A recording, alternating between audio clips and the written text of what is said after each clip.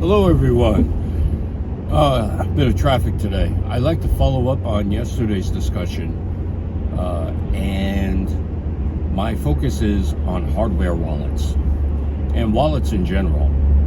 Now, when it comes to the cryptocurrencies that I'm interested in, and this is presuming that you are as well interested in these, the focus of my concern is the susceptibility of these wallets to attack.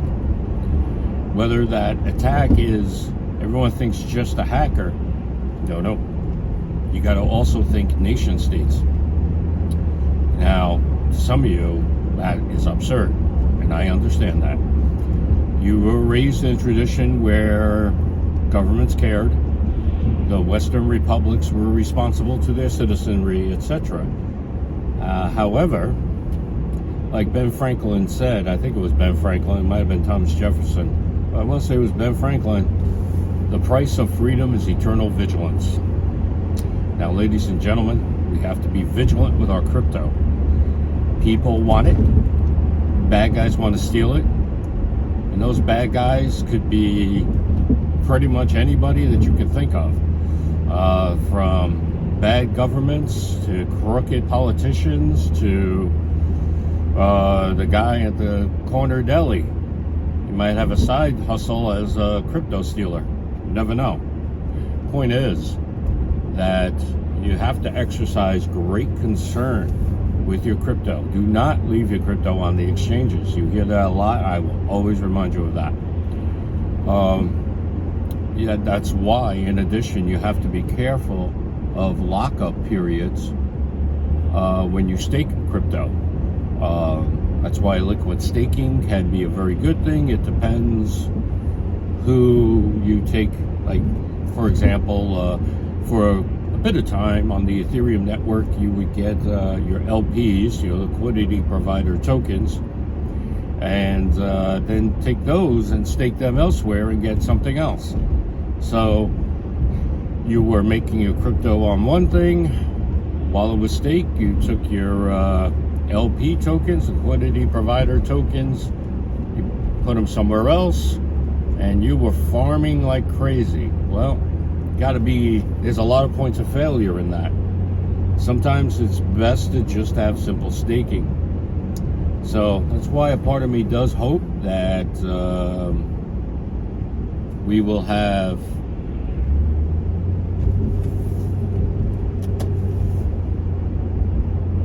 safer staking. Thank you.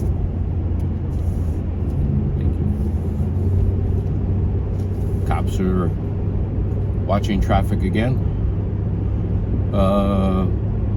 They're doing a lot of work around my area, a lot of maintenance, much like Ripple's doing.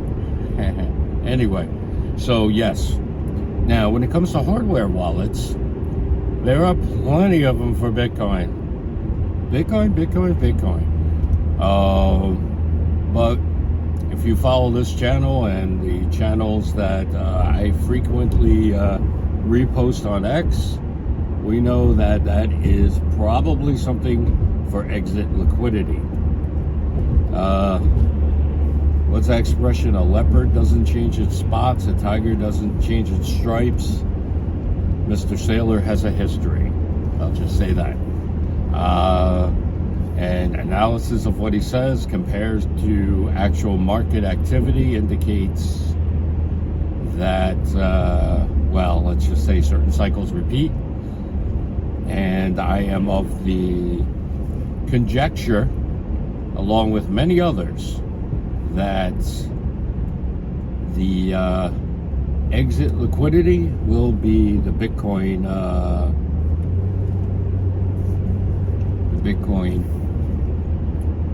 holders. Now, sorry, there's a lot of traffic here. Now, one of the things I want to touch on is Miss Loomis, a senator from, I forget where. She tries to market herself as some like crypto, I don't know, not crypto grandma, but crypto auntie or something. No, I just say no.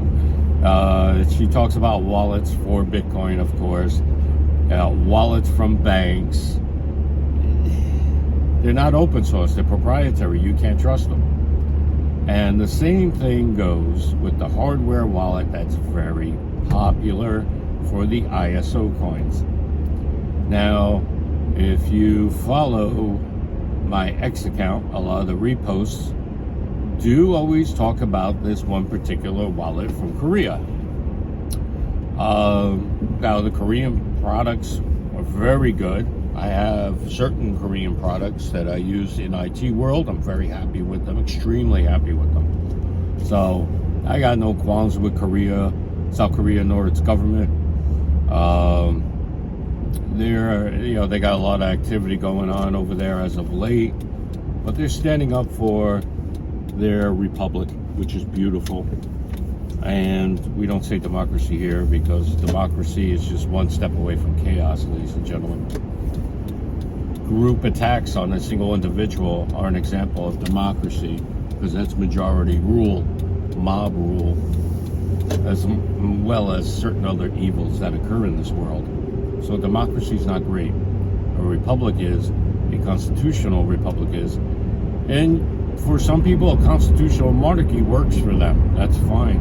It reinforces their traditions, their belief systems, their social mores. There's nothing wrong with a constitutional monarchy in certain cases. That being said, we have no digital bill of rights. We have no regulations.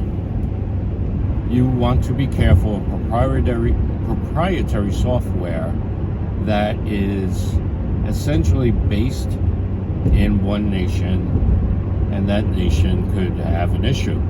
Some would even say that, well, there's just a handful of U.S. wallets, and they're predominantly Bitcoin wallets. And you could say that the U.S. is unstable, and I would say this is an unstable time. It's getting better, but now I want everyone who follows here to comment their favorite wallet and then look it up and then come back to your comment and say something about it. You got people who love, well, I don't want to mention certain wallet names. I don't want to have issues with them. But my point is that these people that push a wallet, 9 times out of 10, they don't research the wallet. They don't look at the cryptos available. You have the two main ones. One of them had what is often referred to as a soft hack. I suffered from that, and that's when all my wrench attack threats started coming in, where, and I mentioned in another video, I replied back foolishly. I replied back. You should never reply back, ladies and gentlemen, but I was just like in such a mood that I did. And it was many phones ago, and I told her, come get me. I'm right here on the front porch. Come get me. And of course, no one ever showed up because 9 times out of 10, 99 out of 100, it's BS. But you got to be ready for that one time out of 100, especially if everything collapses, hits the fan, or anything like that. Got to be ready. But what we need is a hardware wallet that can handle ISO, DAG, Hashgraph, and Monero, because we love Monero on this channel. We also love Pirate Chain. Now, if we could also get Thor Chain on there, that would be just like a trifecta, sort of. You got Thor Chain, you got Monero, you got Pirate Chain, you got the DAG coins, let's say Caspa and Constellation, XVG, you got the ISO coins. Now, a lot of people say that would be such a huge wallet, hardware wallet, that it would be virtually impossible, and I get that, and they're probably, at least to an extent, they're probably right. But what we have to do is twofold. For our privacy and our personal protection, because we have to secure our assets, because let's face it, a lot of these companies that claim to be custodians, how well are they insured against loss, for example? How well are they anything? You just don't know. In the end, you can only trust yourself.